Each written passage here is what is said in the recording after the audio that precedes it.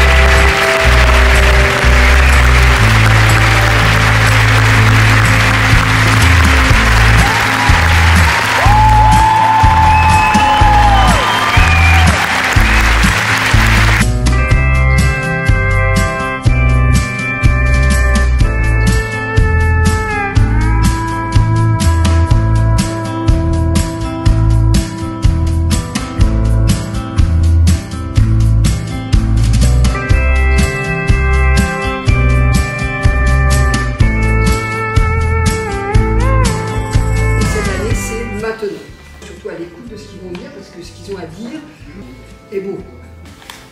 Un instant unique, qui prévoit un acte positif et satisfaisant, mais qu'en est-il vraiment? Sujet où nous devons faire plus. Alors, à nous de mieux les comprendre, afin d'agir de manière significative. Et maintenant, que vais-je faire? Chantait Gilbert Bécaud. Ces paroles, vous les avez peut-être déjà pensées. Passion de doute, de désarroi, vous l'avez peut-être déjà vécue. Ma grand-mère chante souvent ces paroles. Mais pourquoi maintenant? On me dit toujours, dans 5 ans quand tu auras fini tes études, tu feras ce que tu voudras, ou dans 50 ans quand tu prendras ta retraite, tu pourras faire ce que tu veux. Mais c'est faux. Si je ne fais pas ce que je veux faire maintenant, l'envie se sera transformée en regret d'une occasion manquée, ou ce sera plus possible, ou plus pareil.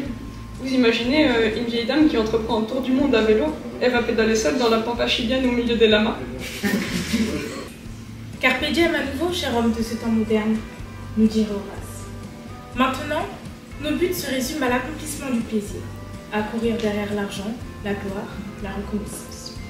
Maintenant, nous fuyons le temps sans se soucier de la mort, que lorsqu'on se rappelle qu'elle nous privera d'encore plus de choses à faire et à accumuler. Que tant qu'une loi n'est pas dans la Constitution, elle peut nous être enlevée, arrachée de nos mains par des hommes qui n'ont jamais eu à se méfier, que quelqu'un, sous l'excuse d'un personnage imaginaire, enleverait leur liberté. Mais alors nous devons nous battre. Nous devrions même peut-être leur tirer dessus, histoire qu'ils nous comprennent, parce que c'est les mêmes qui préfèrent légaliser les coups de feu qui assassinent, que les femmes ou les gays qui endoctrinent. Maintenant, tous les regards sont tournés vers Guillaume. Les passants se sont arrêtés. Tous l'observent, ébahis. Mais que fait-il? C'est du jamais vu. Guillaume danse. Maintenant, et depuis toujours, la plupart des adultes décrédibilisent la parole de l'enfant. Maintenant, c'est un enfant sur deux dans le monde qui est victime d'actes de violence physique, sexuelle ou psychologique. Maintenant, que sommes-nous devenus? En ce début d'automne, je me demande, que sommes-nous devenus? Maintenant, l'automne s'étend devant nous. Mais cet automne, c'était notre été. Va-t-il nous manquer cet été? Ces océans, ces sommets, son oisiveté, mais aussi ces forêts enflammées, qui, ruisselantes de cendres, sont parties en fumée. Avec toutes les manifestations de 2019, les cris, les pleurs, la colère et les efforts, j'espérais trouver une façon de rester. Mais après l'effondrement de la capitale, à 18h, 8 minutes et 18 secondes, le 4 août 2020, il ne restait plus que du débris. Je me suis retrouvée déracinée, malgré le beau cèdre du Liban tout-puissant. Il ne pouvait plus me garder.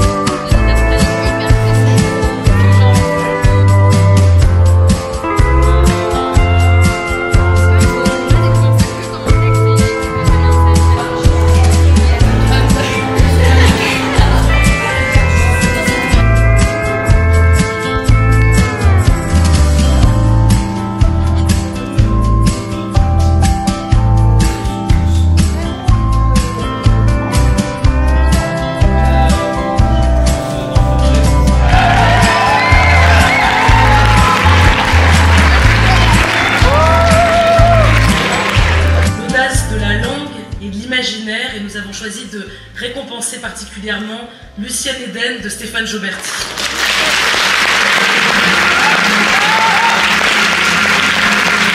Nous avons choisi de primer un prix qui nous a saisis dans sa construction, dans sa langue, d'un bout à l'autre.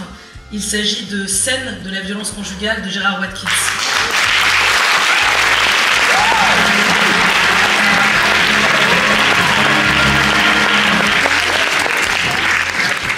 Elles sont deux. Alors maintenant, on commence à bien se connaître, puisque ça fait déjà plusieurs années que l'Association des Jeunes et des Lettres remet son coup de cœur. C'est aussi un moment très important pour nous, parce que le travail de cette association qui vise à permettre à des jeunes qui n'ont pas eu un accès immédiat, familial à la culture, de pouvoir partager ce plaisir que celui de lire des textes, d'en discuter, d'en débattre. Et chaque année, donc, vous attelez à cette tâche de désigner votre coup de cœur. Bonsoir tout le monde. Du coup, moi, c'est Karina de l'Association des Jeunes et des Lettres. Notre association, elle a 12 ans maintenant. Et elle a été créée par Anne Serron, qui est avec nous dans la salle. On a tout un programme théâtral et culturel pour les lycéens de la seconde à la terminale. Et dans les moindres activités qu'on a, on a aussi donc ce comité de lecture qu'on met en place depuis maintenant 6 ans. Donc ça fait 6 ans qu'on est en partenariat avec Arsena. Et on est super heureux que ce lien se pérennise dans le temps. Et du coup, on vous remercie pour ça. Et on remercie aussi le CNSAD pour nous accueillir ce soir, en fait. Et donc, du coup, cette année, notre comité de lecture avait 18 jeunes. Donc, on n'a jamais été aussi nombreux. Et au fur et à mesure du temps, l'organisation du comité devient collective. Donc, on est 4 à l'encadrer.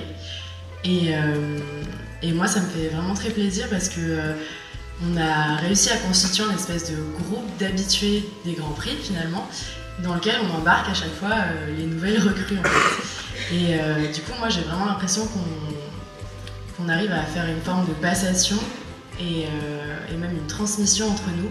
Et ça me réjouit beaucoup qu'on découvre la littérature dramatique dans ce contexte. Alors, pour qui votre cœur a-t-il vibré? Dites-nous. Pour le Grand Prix de littérature dramatique, c'est pour Les Forteresses de Gurshad Shaiman.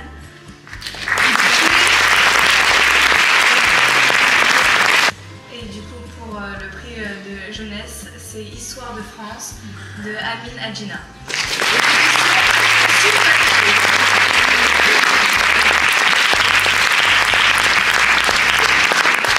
On est très heureux parce que les éditeurs et les auteurs sont avec nous, donc je pense que nous pourrons partager vos impressions ensemble.